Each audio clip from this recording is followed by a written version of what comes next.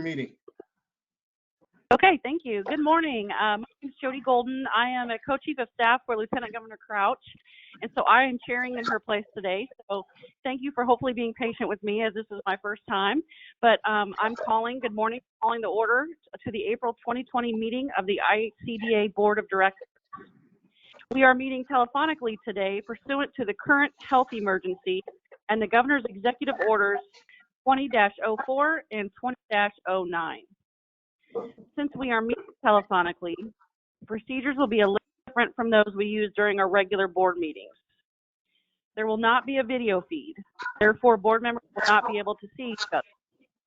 There will be an audio feed for the general public so that members of the public can listen to the meeting, and there will be an audio recording posted to IHCDA's website next month. At the time the motions are being made, each board member that makes a motion must state his or her first and last name for the record.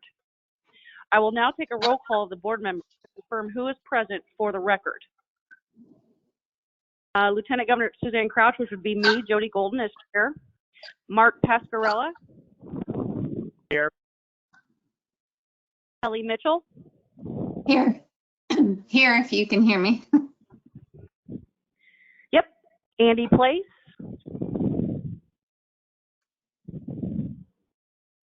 Andy Place. Okay. June Midkiff. Yes, here. And I believe Tom McGowan is not present. Tom, are you present? And one more time, Andy Place. Andy's mic's on mute, so I don't know if he can, shows he's here, but. Andy, can you unmute yourself?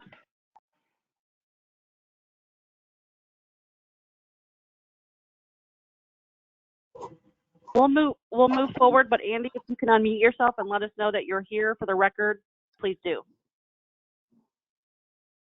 The first item on the agenda is the approval of the minutes from the March 26, 2020 board meeting. Board, any questions regarding the March 2020 minutes?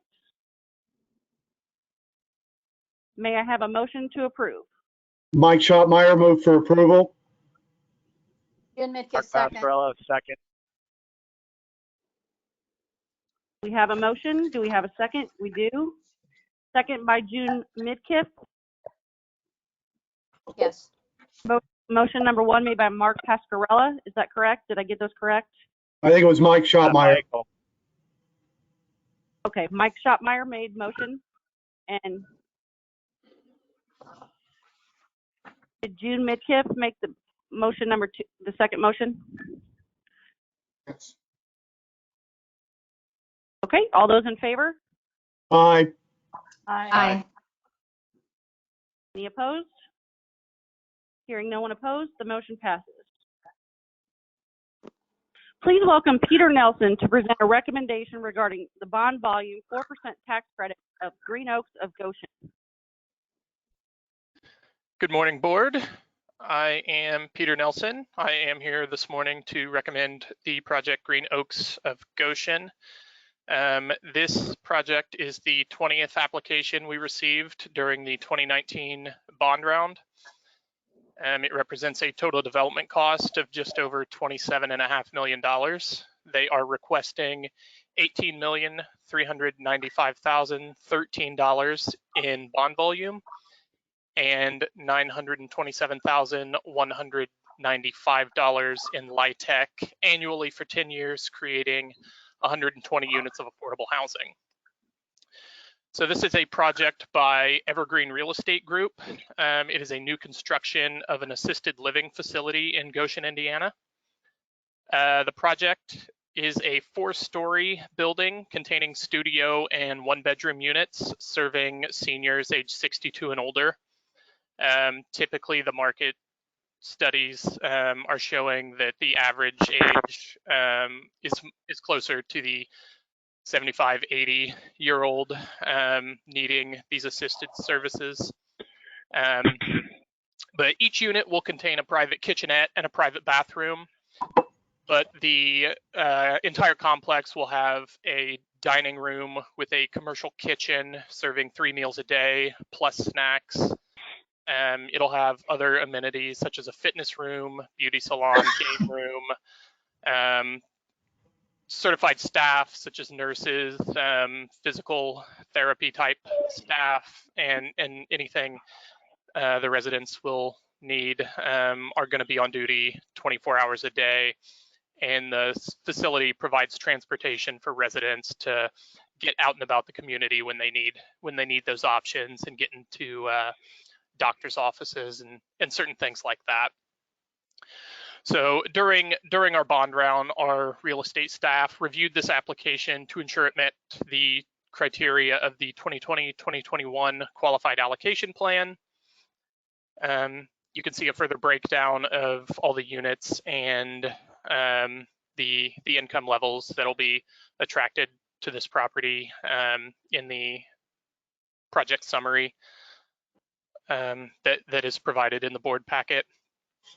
And after reviewing the application, making sure it met the criteria, staff is recommending the full allocation of bond volume and tax credits for the project. At this time, I'm happy to take any questions. Board, do you have any questions for Peter?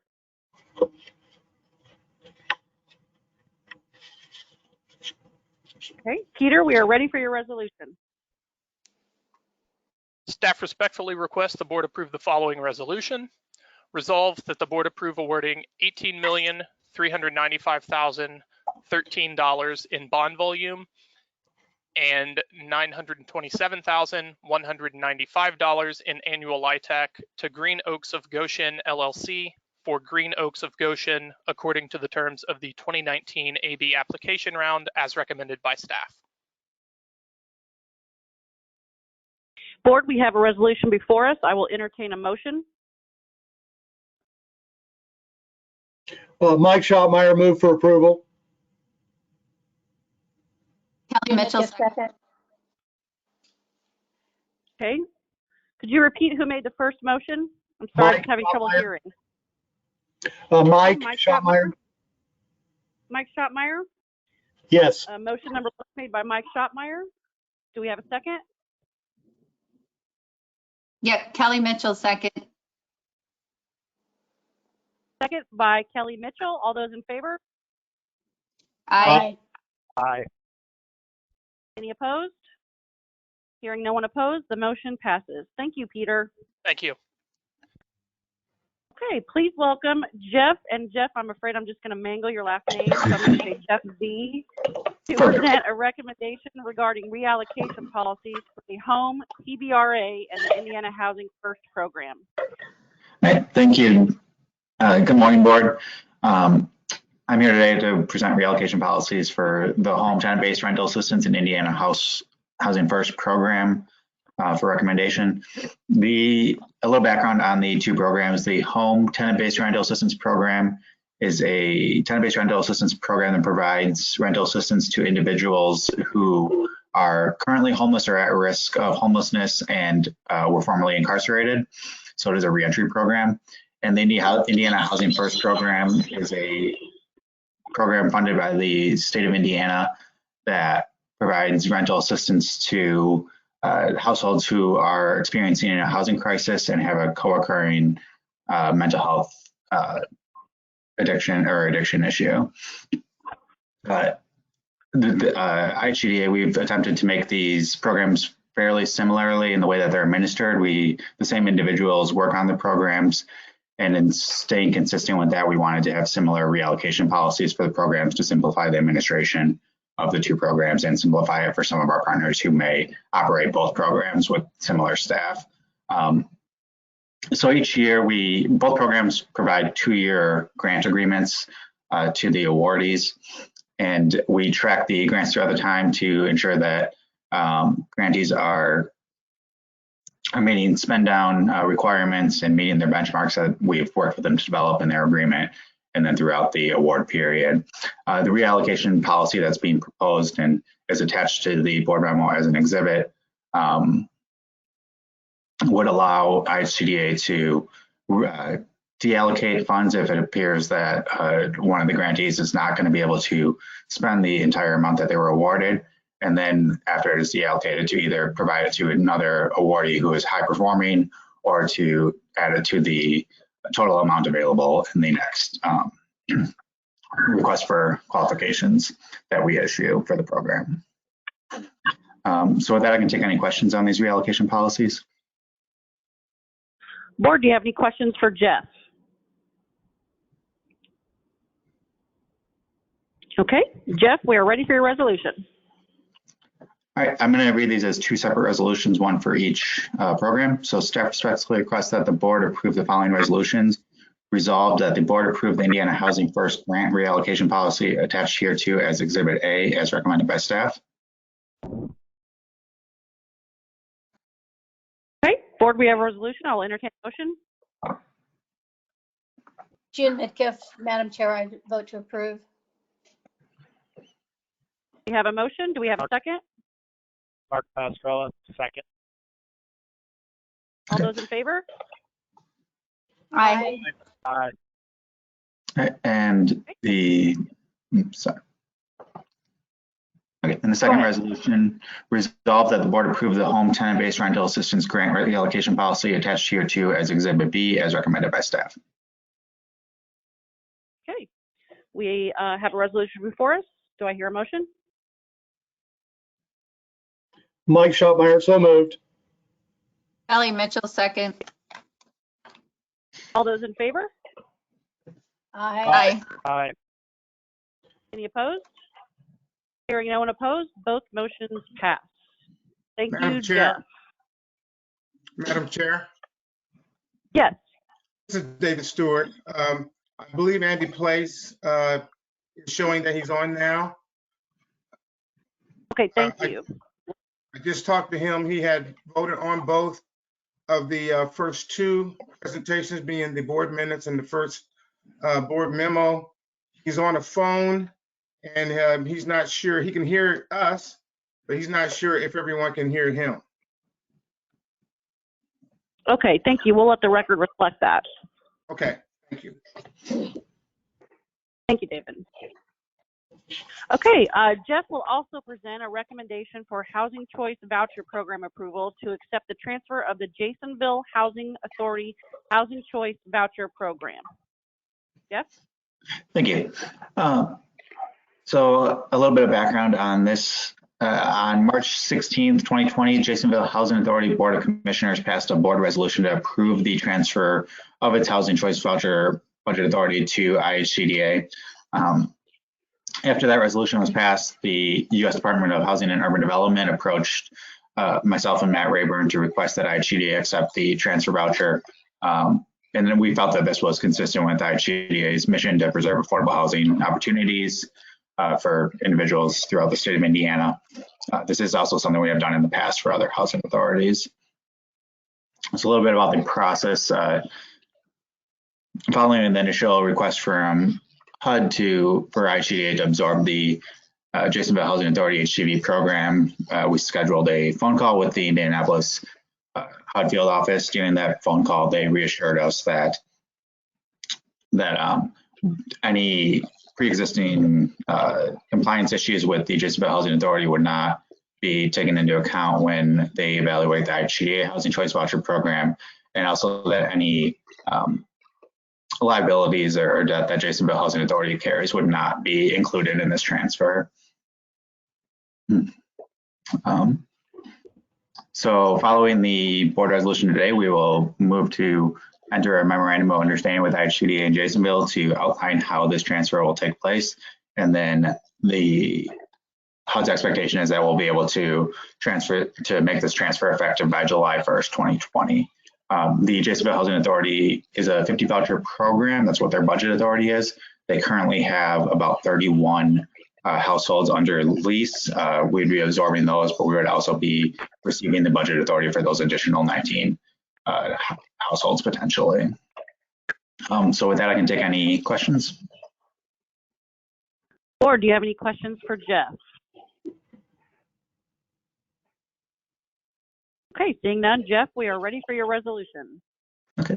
Staff respectfully requests the board approve the following resolution. Resolved that the board approve IHCDA's acceptance of the transfer of the HCB budget authority from the Jasonville Housing Authority in coordination with HUD and to do and take all actions necessary to effectuate such transfer in a manner which negligibly burdens HCB program clients and which limits the transfer to the direct assets and obligations of Jasonville Housing Authority HCB program pursuant to Section 8 of the U.S. Housing Act of 1937 as amended 42 U.S.C. 143(7)F, including assuming the allocated vouchers and requirements for making housing assistance payments, and specifically not including assuming any other Jasonville Housing Authority liabilities, including but not limited to unmet payroll obligations or costs associated with dissolution as recommended by staff.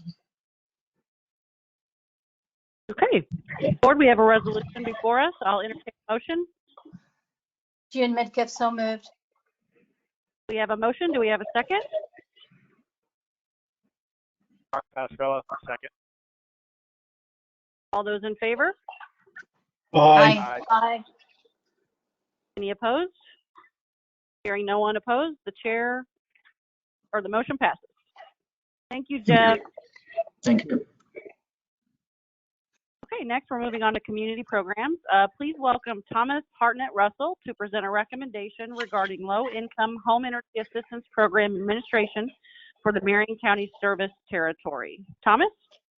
Thank you, Madam Chair, and good morning, Board. I'm Thomas Hartnett Russell. I'm the Community Programs Manager for the Energy Assistance Program with IHCDA. So as you know, the Low-Income Home Energy Assistance Program is funded by the U.S. Department of Health and Human Services.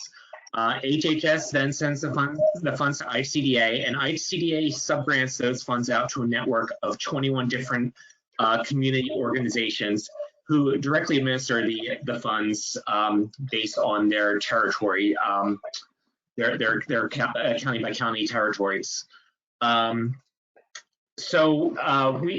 The Marion County region currently is served by an entity known as the Marion County Consortium. It is a partnership that is spearheaded by the United Way of Central Indiana in partnership with several other smaller organizations, including the John H. Bonner Community Centers, Inc.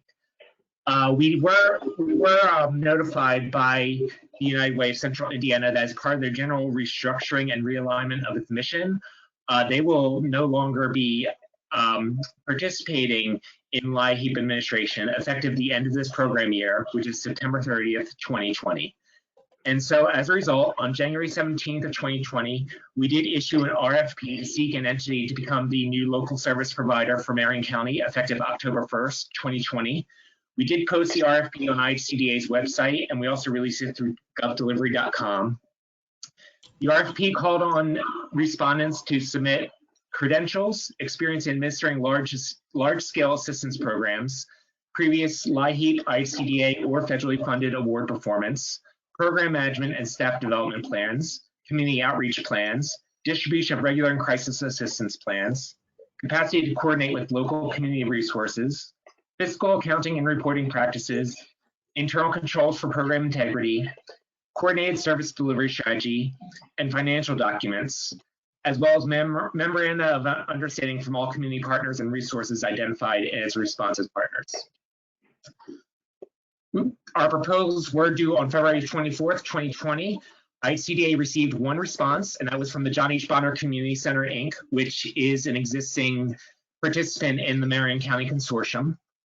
And so as a result, John H. Bonner Community Centers, Inc. does have a working knowledge of the day-to-day requirements of administering LIHEAP, as well as insight into the larger issues involved in administering the program. They have experience administering grants and have never had any of these agreements terminated, and no other entity submitted a proposal for the service territory. We did have a team of 4 non-energy assistance program staff members and 1 energy assistance program staff member review the response. After that review, we did hold a phone conference with representatives from the John H. Bonner Community Center on April 7th of 2020, which allowed IHCDA to request more detailed information that may not have been included in the proposal, and also gave those representatives of the John H. Bonner Community Centers an opportunity to ask any clarifying questions of IHCDA. This session was attended by 2 non-energy assistance program staff members and 1 energy assistance program staff member. And during this process, the John H. Bonner Community Centers confirmed that it would largely use the same network of partners that comprise the Marion County Consortium, and that they would seek new partners to address physical gaps in its coverage. Based on the response provided and the information discussed on the phone conference, the review team concluded that the John H. Bonner Community Centers have demonstrated an adequate strategy and capacity to provide services delivery for Lehigh and Marion County. And so we would like to recommend that the board approve the designation of the John H. Bonner Community Center, Inc. as a low-income home energy assistance program local service provider for Marion County. And this time, I am very happy to take any questions. Board, do you have any questions for Thomas? Okay, Thomas, we are ready for your resolution. Thank you. Staff respectfully requests that the board pass the following resolution. Resolved that the board approve designation of the John H. Bonner Community Center, Inc. as the low-income home energy assistance program local service provider for Marion County as recommended by staff. Okay, board, we have a resolution before us. I will entertain a motion.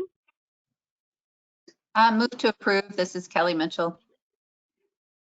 We have a motion. Do we have a second? June Midkiff, second. All those in favor? Aye. Aye. Any opposed? Okay, hearing no one opposed, the motion passes. Thank you, Thomas. Thank you. We'll move on to section 4 of the agenda, finance. I would like to welcome Mark Pascarella to discuss the 2019 IHCDA external audit. Mark? Thank you, Madam Chair. The audit committee met with DKD along with IHCDA management on April 14, 2020, in which we covered the following for 2019 fiscal year end.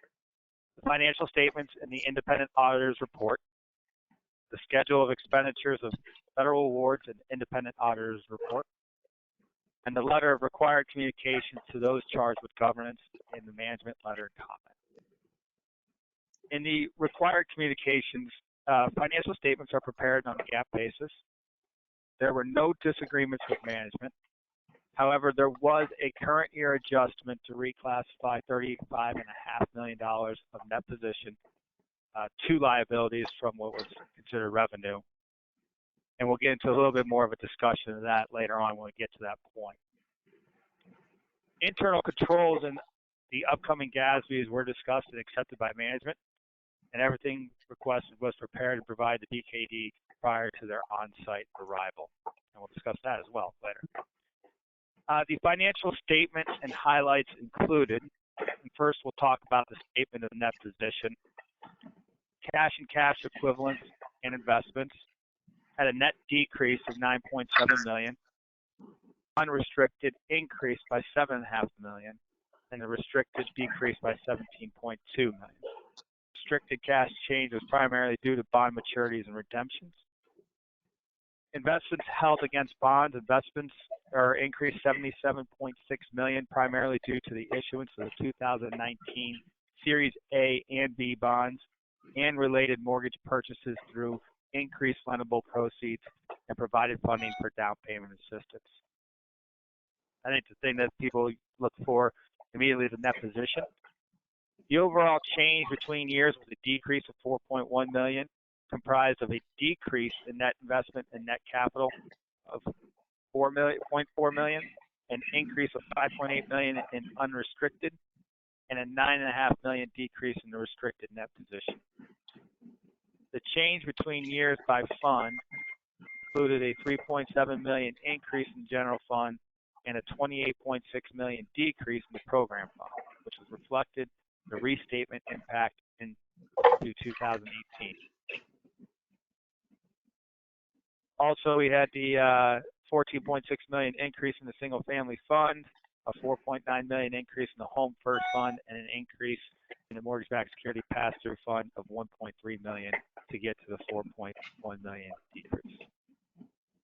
In the statement of revenues, expenses, and changes in net position, we had a net increase in the fair value of investments. It was coming from, looks like an increase of $30.2 million between the years. that change in fair value of investments, not in income, if you will, it's an unrealized gain due to the interest rate environment. And general administration expense was decreased by 0.9 million or 4% between the years. Obviously, the key here is a summary of results. We have an unmodified clean opinion, which is good. We have one material weakness that was identified, and that's what was mentioned above. So I'll shine a little bit more detail on that. Basically, it was on the program side, and it was non-cash related. And the difference was that $35.5 million was being labeled as income coming in when actually, technically speaking, it was a loan from HUD, and so it needs to be labeled as a liability. As long as we use the proceeds properly, then the loan will not have to be repaid. But again, from a technical accounting standpoint, that's why we had to make the change. I think it's important to note here that in the past, this had been discussed with past auditors, and it was deemed at the time that this was the correct way to do it. It should also be noted that management has continued to address this because they thought there should be questions in how this was accounted for. And in working with our auditor BKD now, it was determined that it should be changed. So I guess my point to the board is that this was not something that would be a red flag when we start thinking about audits or fraud or anything of that nature. This happened to just be a difference of opinion on how to account for it. I applaud management for constantly questioning it. I think that's their job. And I also applaud BKD for working with management, listening to them, and then coming up with the correct solution. So in a way, all the foundational principles that we have worked. In this case, no one likes to do it, but on the other hand, it was done correctly, and at some point it is what it is, and we had to make the restate. I'll then move on to the schedule of expenditures of federal awards and OMB compliance. Under the uniform guidance, federal expenditures the authority include expense transactions associated with federal awards, including the use of program income, loans based on loans outstanding at the beginning of the year with continuing compliance requirements, plus loans made during the year.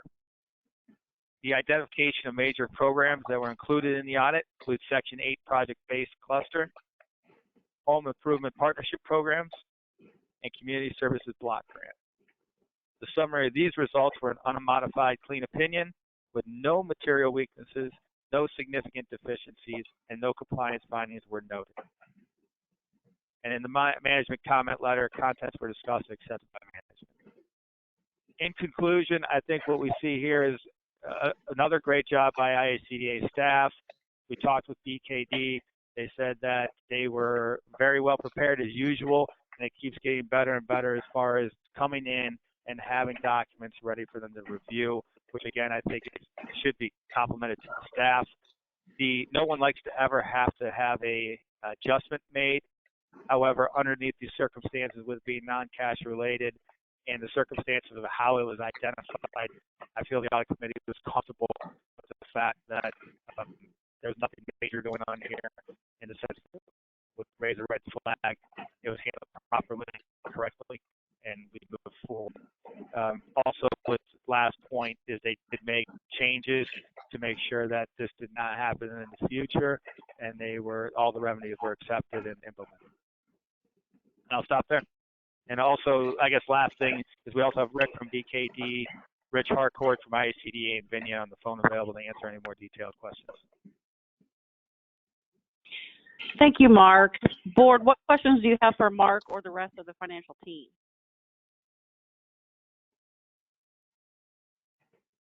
Okay, seeing none. Mark, we're ready for your resolution. Perfect. Thank you very much. The Audit Committee respectfully requests the Board pass the following resolutions, and we'll do these one at a time.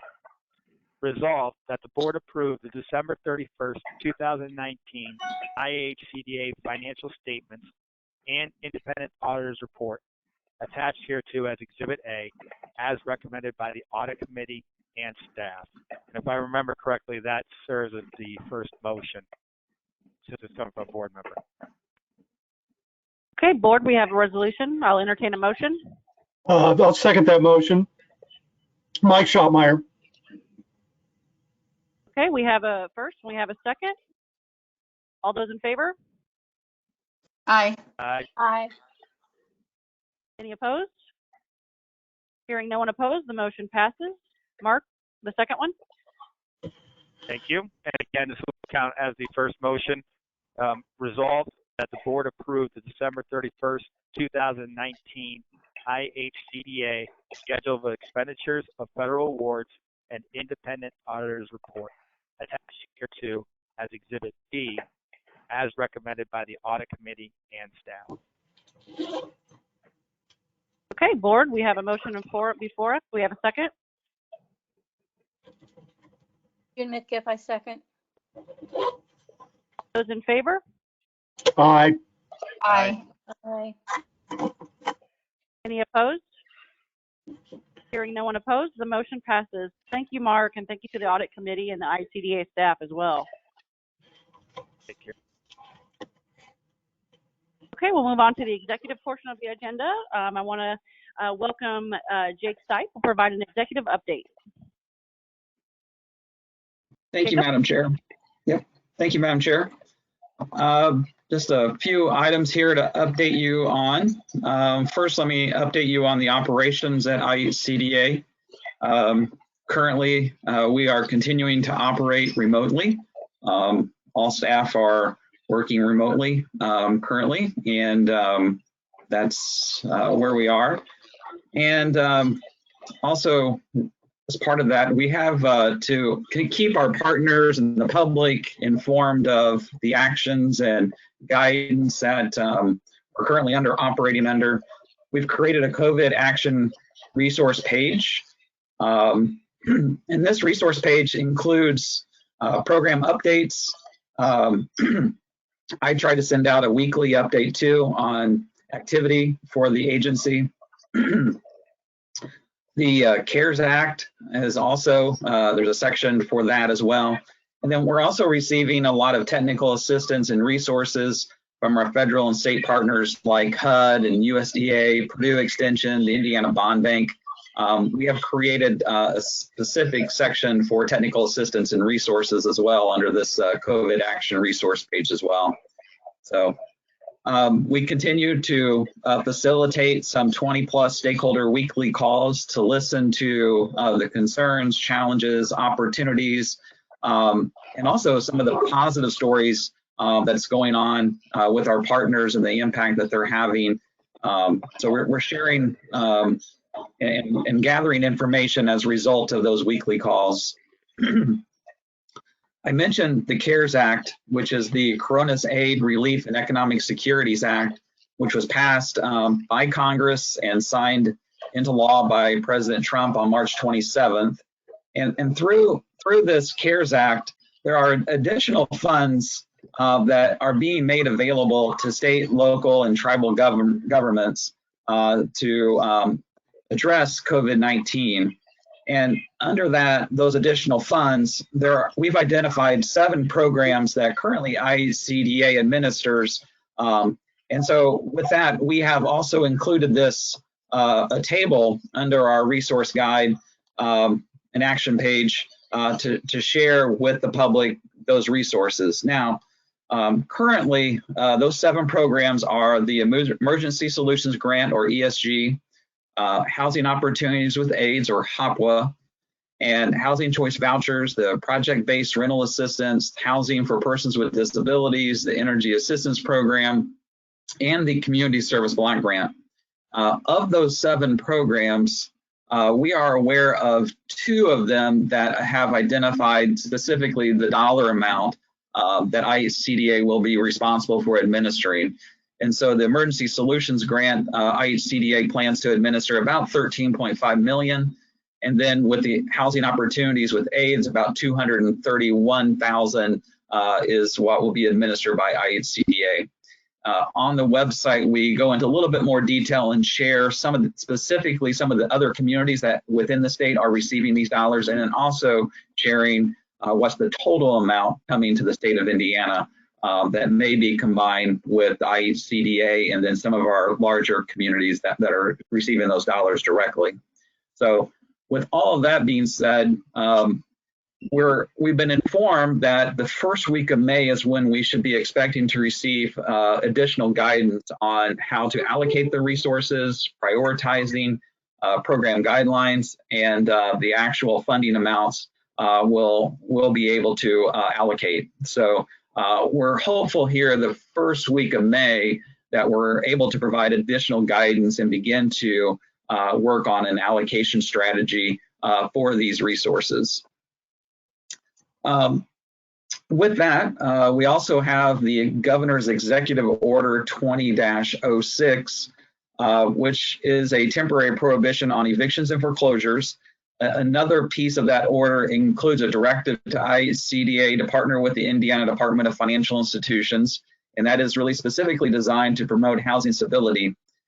With that, I wanted to update the board on one of the action items that we've already taken, which is to create an eviction and foreclosure resource guide targeting our renters and homeowners.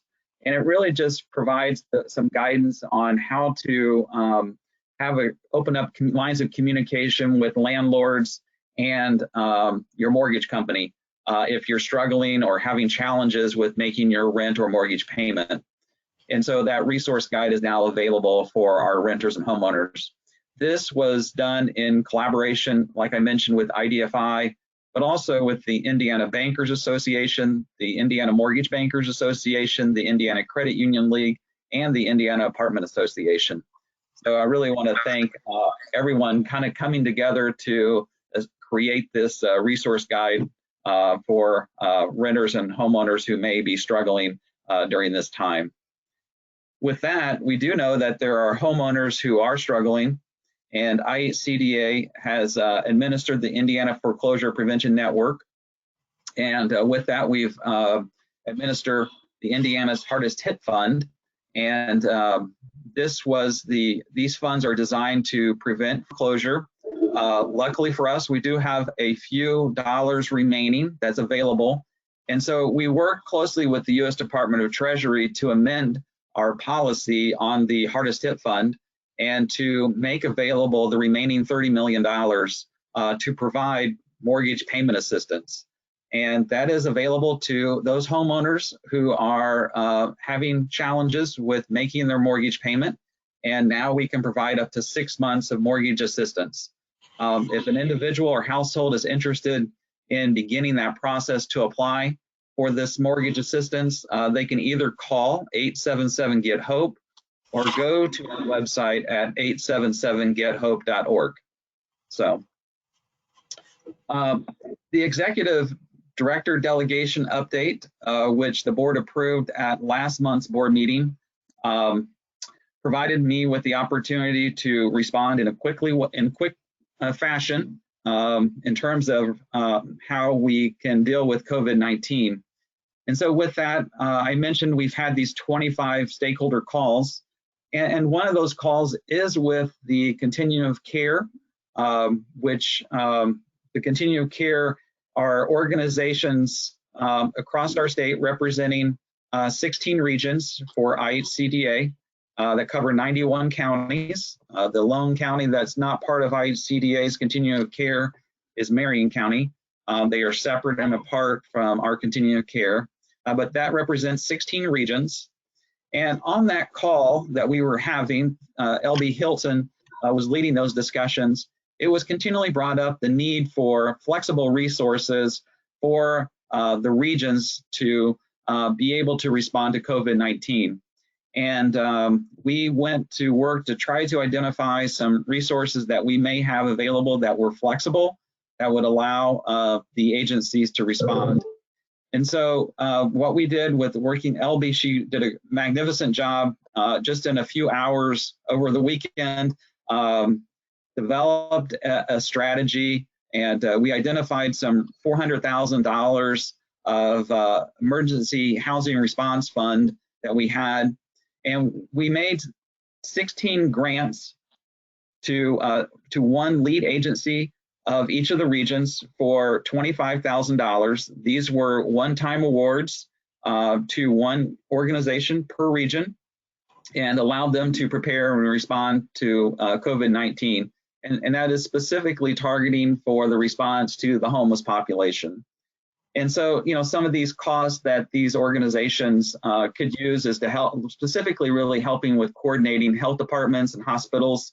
There's a lot of concerns about obtaining cleaning and sanitizing supplies, looking at quarantining with hotel and motel rooms, assisting with that. Really, a lot of it is just being able to provide operational cost for some of our isolation shelters, transportation costs as well.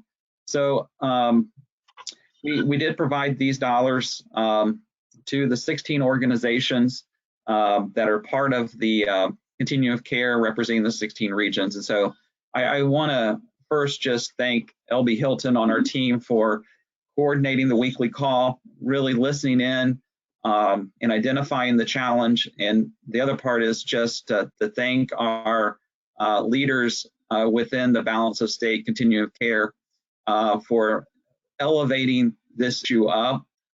This is not a solution to the problem, but it is meant to provide some quick dollars to these organizations that is very flexible and also could be used for match as additional dollars come their way. This $25,000 could be a really nice source of match for any other programs that require match, and they may be struggling to identify that match. So really excited, really proud of the collaboration that took place with the continuum of care and our team in quickly pulling this together to make these resources available. So and I'll pause right there if there's any other questions for me. I know under the delegation authority that the board approved last month, that the delegation authority does expire today. I would like for the board to consider doing another extension just because of the guidance that we're expecting to receive from the CARES Act and the first week of May. And so there might be some opportunities for us to respond quickly in developing allocation policies that would normally may require board approval.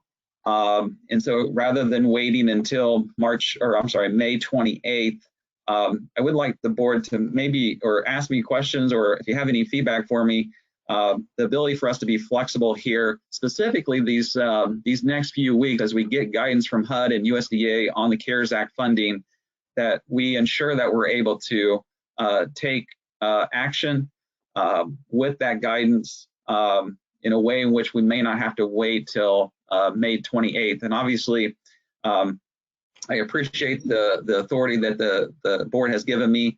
I hope that I've been completely transparent, not only with the board, but with the public and the actions that we've taken by creating the COVID Action website and putting this information up there and keeping the board updated on our responses as well. So I'd be happy to take any feedback, but I would like the board to maybe consider doing an extension for another, at least through May 27th, as specifically as it relates to the CARES Act and any other opportunities that may arise as a result of some of these programs and guidance that we're receiving and need that seems to come our way pretty regularly, almost on a daily basis. So I'll pause there if the board would like to ask me any questions or any concerns or anything like that.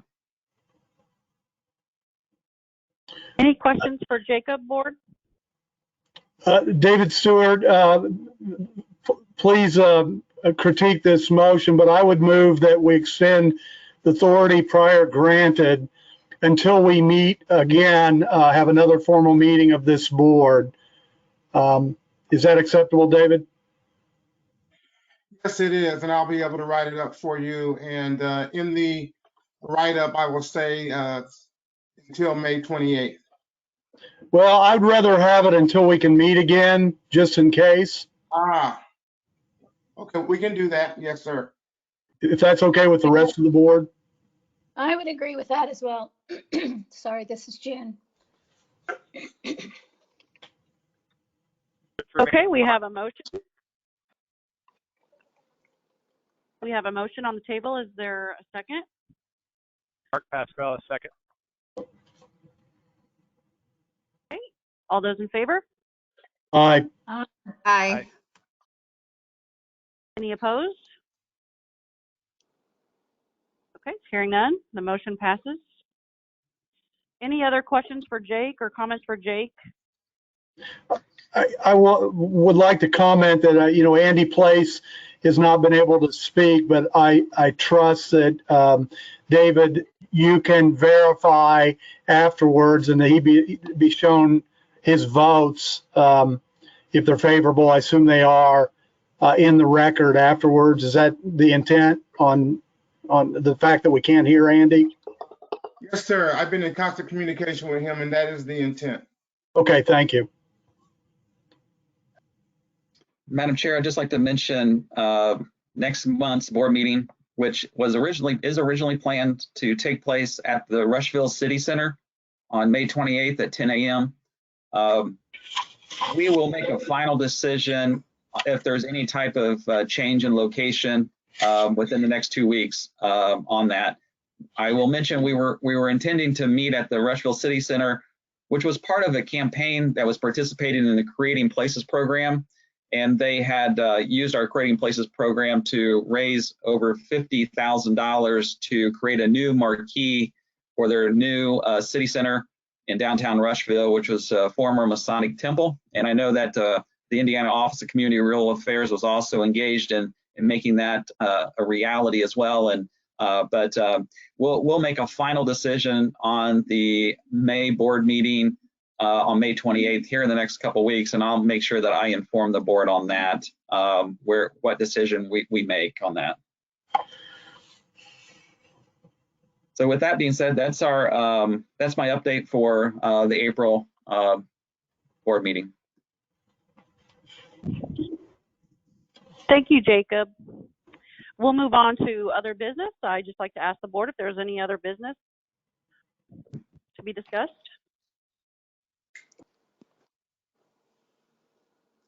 Okay, hearing none, I would also just like to make one comment on behalf of Lieutenant Governor Crouch. I just want to thank Jake and his team and you as a board for really stepping up throughout this health emergency. What you're doing for our vulnerable population across the state is commendable, and so we just appreciate really stepping up in a quick manner to help our citizens across the state. So thank you.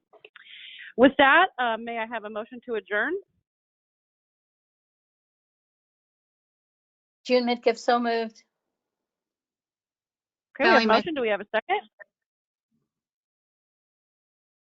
Mark Pascal, second. All those in favor? Aye. Aye. Any opposed? Hearing no one opposed, the motion passes, and this meeting is adjourned at 10:57. Thank you all. Thank you. Thanks.